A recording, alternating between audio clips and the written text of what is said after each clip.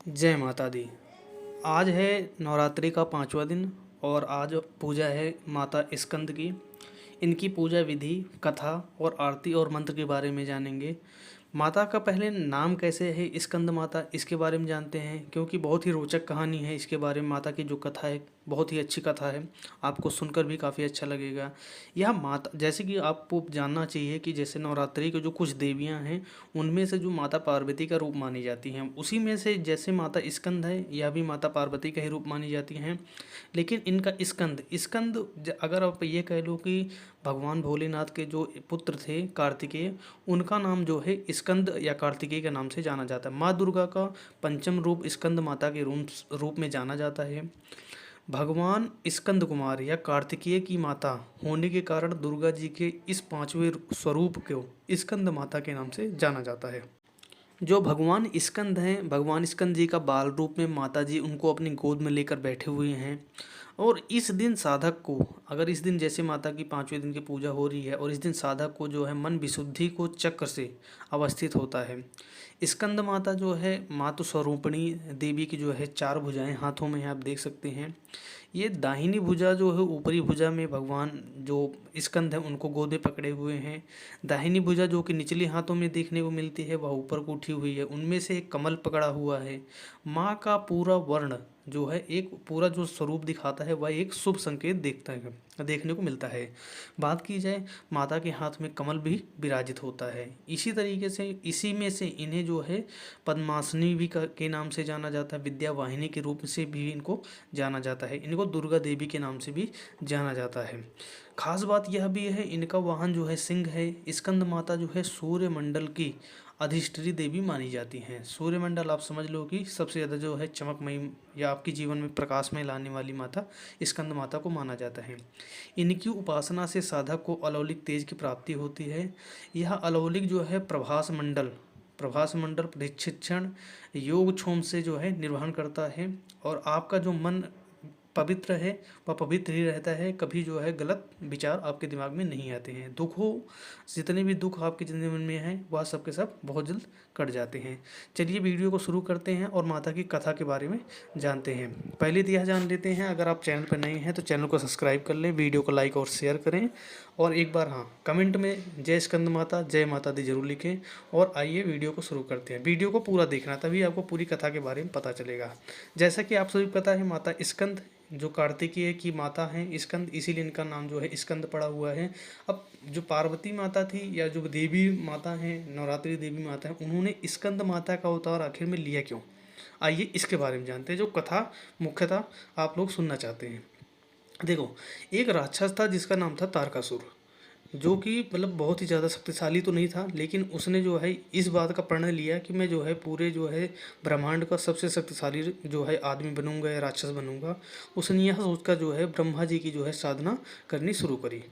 तो जब उसने साधना करनी शुरू करी तब तो उसको किसी को यह बात नहीं पता थी कि मतलब कि ऐसा कुछ होने वाला था। अच्छा, एक खास बात ये भी बता दूं, जब उस तारकासुर नामक राक्षस ने जब अपनी परिक्रमा जब उसने जो है तपस्या करना शुरू किया, तब जो है भगवान भोलेनाथ की एक भी शादी नहीं हुई थी। भगवान भोलेनाथ की शादी हुई ही नहीं थी जब उसने जो है यह जो है अपना जो है तपस्या करना शुरू किया, तारकासुर नामक राक्षस ने।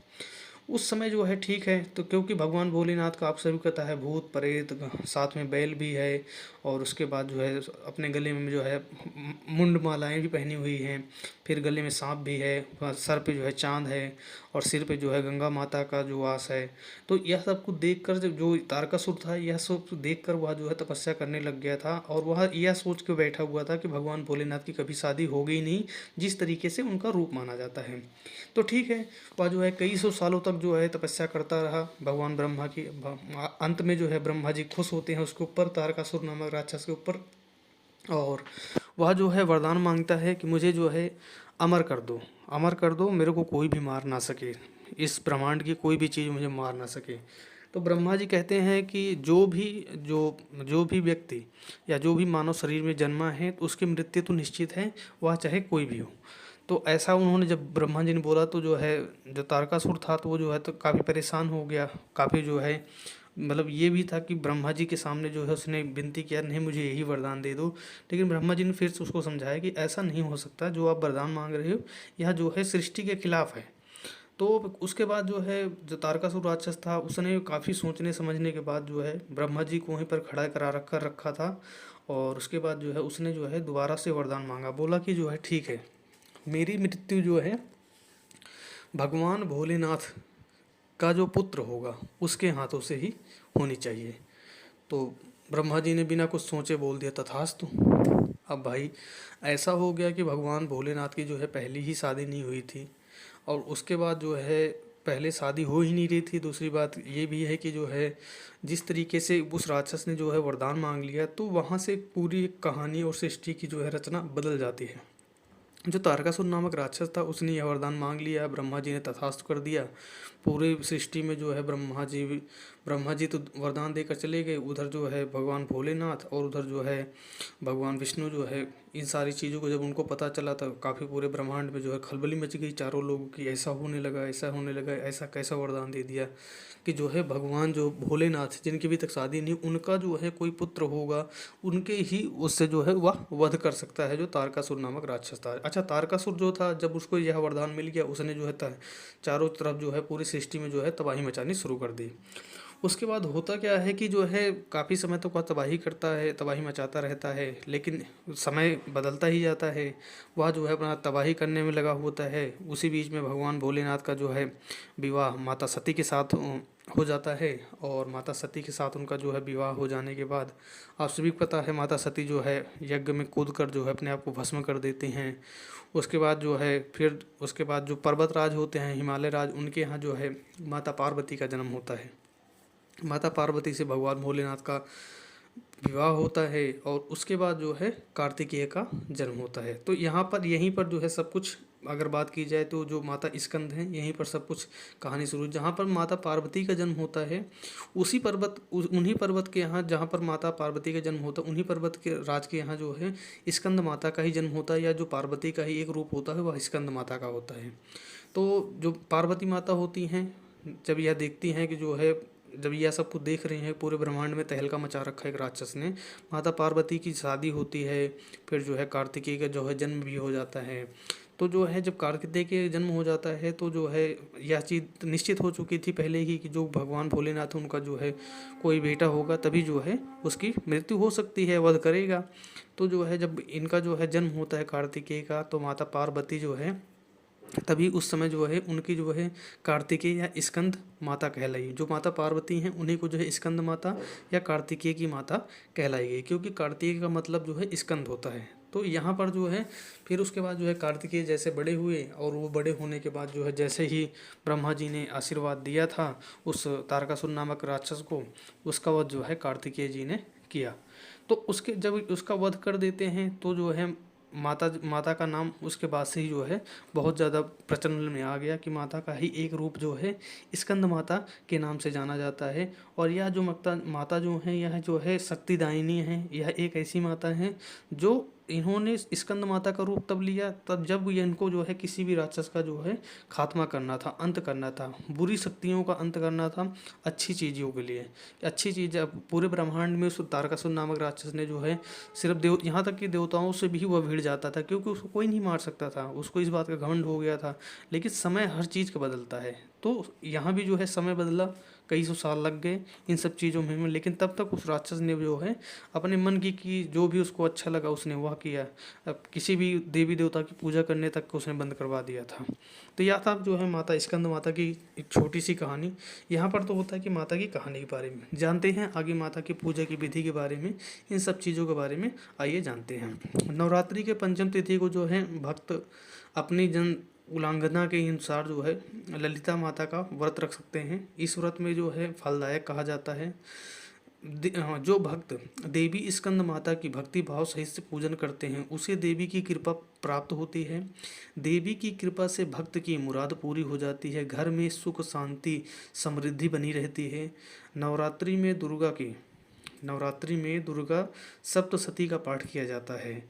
स्कंद माता का मंत्र जो है सिंहासना मंत्र सिंहासना, जो कि एक बहुत ही अच्छा मंत्र माना जाता है, उसके बारे में आइए जानते हैं।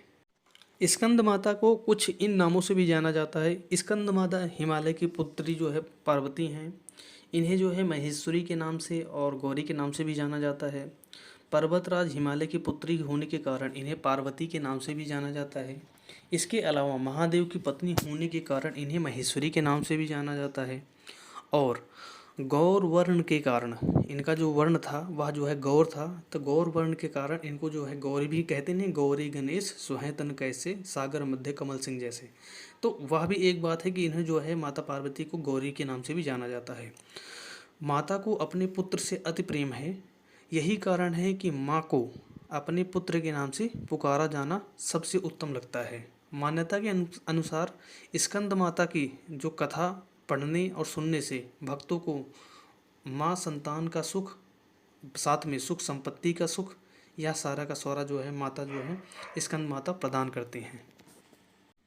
स्कंद माता को नारंगी रंग अत्यंत प्रिय माना जाता है। पौराणिक कथाओं के अनुसार इस दिन जो है नारंगी रंग का वस्त्र धारण कर माता को जो है गुड़हल का पुष्प अर्पित करने व मिठाई का भोग लगाने से माता का आशीर्वाद भक्तों पर सदैव बना रहता है। कहा जाता है माता धरती के लोक पर असुरों को नाश करने के लिए प्रकट हुई थी।